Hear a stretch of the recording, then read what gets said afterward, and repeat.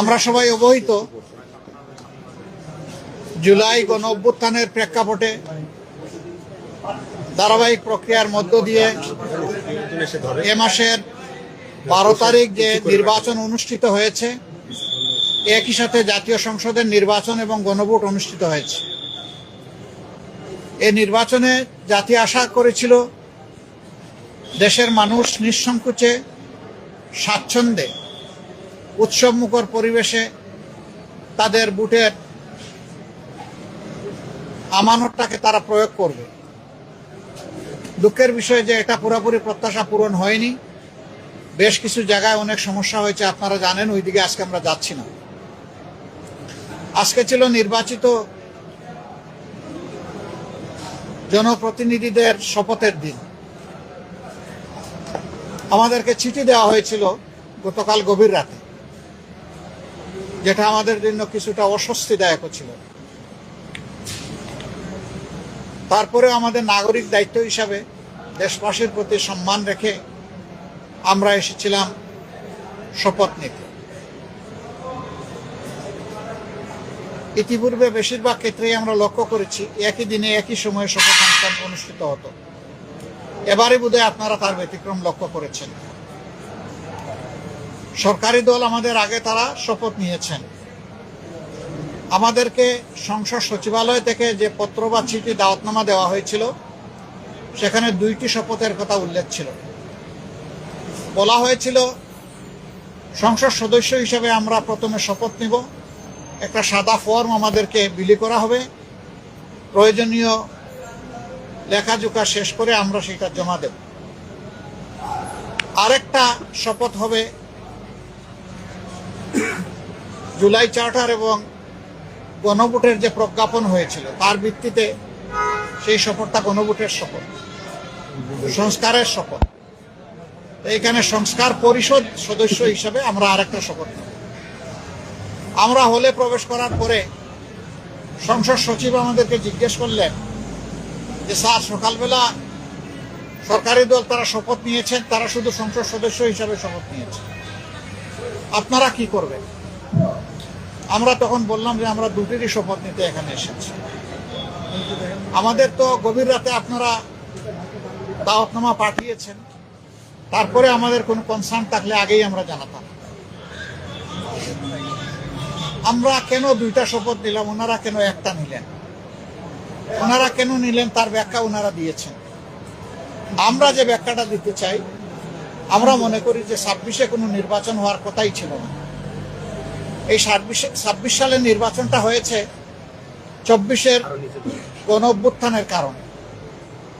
আমরা গভীর শ্রদ্ধার সাথে যাদের কারণে আজকের এই নির্বাচন, আজকের এই সংসদ, আমি তাদেরকে স্মরণ করছি, যারা জীবন দিয়ে দুনিয়া থেকে বিদায় নিয়েছেন। আল্লাহ তাদেরকে শহীদ হিসাবে কবুল করুন। যারা লড়াই করে আহত হয়েছেন, পঙ্গু হয়েছেন, তাদের প্রতি আমাদের গভীর সমবেদনা। আল্লাহ তাআলা তাদেরকে সুস্থতার নিয়ামত দান করুন। আর নির্বিশেষে গোটা দেশবাসী ফ্যাসিবাদের বিরুদ্ধে সেদিন লড়াই করেছিল, আমরা তাদের প্রতি গভীর কৃতজ্ঞতা প্রকাশ করছি। সম্মানিত সাংবাদিক বন্ধুগণ, আমরা আজকে হয়তো শপথ নিতে ভিন্ন চিন্তা করতে পারতাম, কারণ জুলাইয়ের আকাঙ্ক্ষা এবং গণভোটের রায়, এই 2টার প্রতি সম্মান দেখানো রাজনৈতিক দল হিসাবে আমাদের পবিত্র দায়িত্ব আমরা গণ্য করেছি।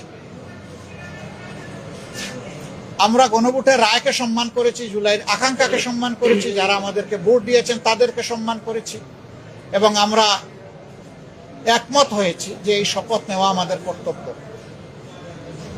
তবে আমরা মনে করি সরকারি দল শপথ না নিয়ে তারা জুলাইকে উপেক্ষা এবং অবজ্ঞা করেছেন। এতে জন আকাঙ্ক্ষার বিপরীতে তাদের অবস্থান বলে আমরা মনে করি। সংস্কারের বিপরীতে তাদের এই অবস্থান স্পষ্ট। যদিও তারা ব্যাখ্যায় বলেছেন যে সংসদ বসে তারপরে প্রভিশন ক্রিয়েট করে এটা তারা দেখবেন, আমরা এটা দ্রুত দেখতে চাই। যদি তারা জুলাইকে সম্মান করেন, যদি সংস্কারকে তারা ধারণ করেন, যদি আজকে যিনি প্রধানমন্ত্রী শপথ নেবেন তিনি নিজেও নির্বাচনী ক্যাম্পেইনে গিয়ে বলেছেন যে আপনারা গণভোটে হা বলুন, যদি এর প্রতি তারা শ্রদ্ধাশীল হন, আমরা মনে করি তারা ওই শপথটাও নেবেন। কার কাছে শপথ নেবেন সে দাবি আমরা করব না। ওনাদের পছন্দ মতো অ্যাপ্রোপ্রিয়েট অথরিটির কাছে ওনারা নিতে পারেন, আমাদের কোনো অসুবিধা নেই। কিন্তু আমরা দেখতে চাই জুলাই সম্মানিত হয়েছে এবং জুলাই স্বীকৃত হয়েছে।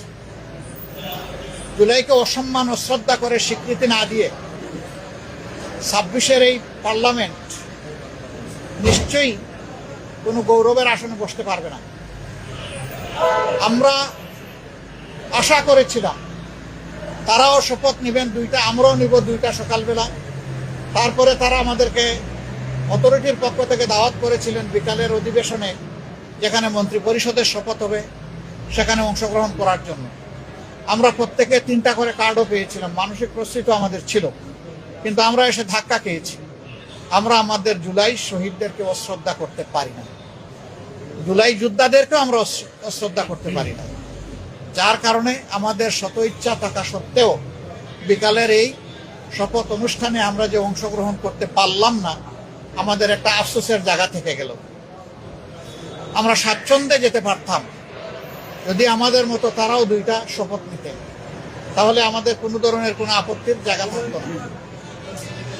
আজকে আমরা যারা শপথ নিয়েছি, আমরা নির্বাচনী প্রক্রিয়ার সময় জামাতে ইসলামীর পক্ষ থেকে বলেছিলাম যে আমাদের কেউ যদি সংসদ সদস্য নির্বাচিত হন অথবা আমরা যদি সরকার গঠন করে কেউ মন্ত্রী হন, তাহলে আমরা সরকারি প্লটের সুবিধা নেব না এবং ট্যাক্সবিহীন গাড়িতে আমরা চড়ব না। আমরা আজকে আবার পুনর্ব্যক্ত করছি, আমাদের এই সিদ্ধান্তে আমরা অবিচল এবং অটল। আমরা এটা নিব না এই সুবিধা।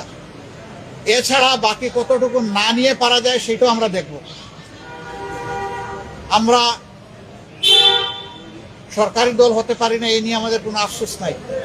আমাদের আফসোসের জায়গা পরপর 3টা নির্বাচন ধ্বংস হয়ে যাওয়ার পরে জাতি বড় আশা করেছিল, যেভাবে উৎসব মুখর পরিবেশে তারা অনেকে ভোট দিয়েছেন, ঠিক তাদের ভোটের প্রতিফলনটা হবে যখন ফলাফল প্রকাশ হবে। কিন্তু সেখানে অনেক কিছু ঘটেছে, সেটা অন্য এক সময় আমরা বলবো। যার কারণে জাতির এই উৎসব ফল প্রকাশের সাথে সাথে মিলিয়ে গেছে। তারপরে আমাদের পক্ষ থেকে আমরা বলতে চাই, আমরা দেশকে ভালোবাসি। দেশ এবং জনগণের ভালোর জন্য সরকারও যদি কোনো উদ্যোগ নেয়, আমাদের সমর্থন তারা পাবে না। কিন্তু যদি আমরা দেশ এবং জনগণের স্বার্থের বিপক্ষে কিছু দেখি, তাহলে আমরা জনগণের হয়ে এই জনস্বার্থ বিরোধী কাজের বিরুদ্ধে আমরা লড়াই করব, আমরা প্রতিরোধ গড়ে তুলব ইনশাআল্লাহ। এবং সেটা জনগণের জন্য, জনগণকে সাথে নিয়ে। আমাদের এই ক্ষেত্রে নীতিমালা একেবারেই স্পষ্ট, তাওয়ানু আলাল বিররি ওয়াত তাকওয়া ওয়ালা তাওয়ানু আলাল ইসমি ওয়াল উদওয়ান। আমরা ভালো কাজের সবগুলাতে সমর্থন করব, কিন্তু যদি স্বার্থ বিঘ্নকারী কিছু হয়, আমরাই সবার আগে প্রতিবাদ এবং ক্ষেত্র বিশেষে প্রতিরোধ গড়ে তুলব ইনশাআল্লাহ। আমরা দেশকে ভালোবাসি, এদেশের মানুষকে ভালোবাসি। আমরা এই শপথ না নিলেও পারতাম, অনেক কিছু হয়েছে আমাদের সাথে, কিন্তু আমরা চাই ক্রমান্বয়ে গণতন্ত্র তার প্রাতিষ্ঠানিক রূপ পাক। এই রূপে ফিরে আসতেই হবে, এর কোনো বিকল্প নেই। এই জন্য আমরা শত কষ্ট থাকা সত্ত্বেও আমরা সংসদে অংশগ্রহণ করছি এবং ইনশাল্লাহ আপনারা দোয়া করবেন আমরা যেন দেশ জাতির পক্ষে ভূমিকা রাখতে পারি। আমাদের নীতিমালার মাঝে দেশের ভিতরে আমরা চাই প্রত্যেকটি নাগরিক যেন তার নিরাপত্তা নিশ্চিত পায়, দেখতে পায়। মানুষের অর্থনৈতিক মুক্তি যেন আসে, যুবকদের বেকারত্ব যেন দূর হয়, কর্মসংস্থান যেন তৈরি হয় এবং মর্যাদাশীল একটি দেশ হিসাবে পররাষ্ট্র নীতি যেন আমরা নিজেরটা নিজেই আমরা গড়ে তুলতে পারি। বিদেশের সকল সভ্য দেশের সাথে আমাদের আন্তরিক এবং বন্ধুত্বপূর্ণ সম্পর্ক থাকবে, পারস্পরিক শ্রদ্ধা এবং সমতার ভিত্তিতে ইনশাআল্লাহ। আমরা গভীর পরিতাপের সাথে লক্ষ্য করছি, নির্বাচনের রাত থেকে, আগে তো কিছু ছিলই, বিশেষ করে নির্বাচনের রাত থেকে বাংলাদেশের বিভিন্ন এলাকায় ব্যাপকভাবে আমরা এখন যারা বিরোধী দলে আছি তাদের পক্ষে ভোট দেওয়ার কারণে, নির্বাচনী কর্মী হিসাবে কাজ করার কারণে, সমর্থনের কারণে নারী পুরুষ নির্বিশেষে সকলের উপর ব্যাপক হামলা হচ্ছে। আমার জানা মতো সবচেয়ে বেশি হয়েছে হাতিয়ায়, কিন্তু কোনো জায়গায় এটা থেকে বাদ পড়েনি। আমরা সরকারি দলের কাছে দায়িত্বশীল আচরণ আশা করি। আমরা আহ্বান জানাবো এখনই সেটা বন্ধ হওয়া উচিত। সরকারের জন্য নয়, দলের জন্য নয়, সরকার জনগণের জন্য। এবং আমরা দেখতে চাই যে এই ব্যাপারে দৃশ্যমান পদক্ষেপ তারা নিয়েছেন, এই অবনতিশীল পরিস্থিতির উন্নতি হয়েছে। তারা যদি কোনো ইতিবাচক উদ্যোগ নেন, আমাদের অকুণ্ঠ সমর্থন এবং সহযোগিতা পাবেন। কিন্তু আমরা বলবো যে যদি এই ধরনের কাজ অব্যাহত থাকে, আমরা জনগণের পাশে দাঁড়াবো, একেবারে ফার্ম হয়ে দাঁড়াবো। এখানে আমরা কোনো কম্প্রোমাইজ করব না, কারণ আমরা দীর্ঘ রাস্তা স্বৈরাচারের বিরুদ্ধে লড়াই করে এই জায়গায় এসেছি। বিশেষ করে আমাদের যুব সমাজ, তারা যে ঐতিহাসিক ভূমিকা পালন করেছে, সেই যুব সমাজ এখনো বাংলাদেশে আছে। আমরা সেই যুব সমাজের প্রত্যাশা পূরণে অঙ্গীকারবদ্ধ। তারা যে সমতা এবং বৈষম্যহীন ন্যায় বিচার ভিত্তিক সমাজ চেয়েছিল, সেই সমাজ গঠনে আমরা কারো সাথে কোনোভাবেই আপোষ করব না। এ সমাজ গঠন করতেই হবে। যতক্ষণ পর্যন্ত এই লক্ষ্য অর্জিত না হবে, আমাদের লড়াই ততক্ষণ পর্যন্ত চলবে সংসদে, চলবে রাজপথে এবং চলবে প্রয়োজনে আইনি ময়দানে।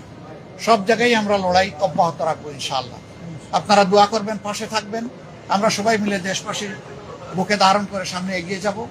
আমাদের কাছে দল বড় নয়, ব্যক্তিও বড় নয়। আমরা আমাদের বিদেশি বন্ধুদেরকে অনুরোধ করব, আমাদের দেশের সাথে, দেশের মানুষের সাথে আপনারা সম্পর্ক বৃদ্ধি করবেন। এখানে আপনারা যদি বিনিয়োগ করেন, আমাদের যুবকরা কর্মসংস্থানের সুযোগ পেয়ে যাবে। আমরা এটাকে ওয়েলকাম করব বিরোধী দল হিসাবে। আমরা চাই আমাদের দেশ এগিয়ে যাক। আমরা চাই না দেশ কোনো আর অন্ধকার গর্তে, চূড়াবালিতে হামাগুড়ি খাক, এটা আমরা চাই না। আপনাদের সবাইকে ধন্যবাদ।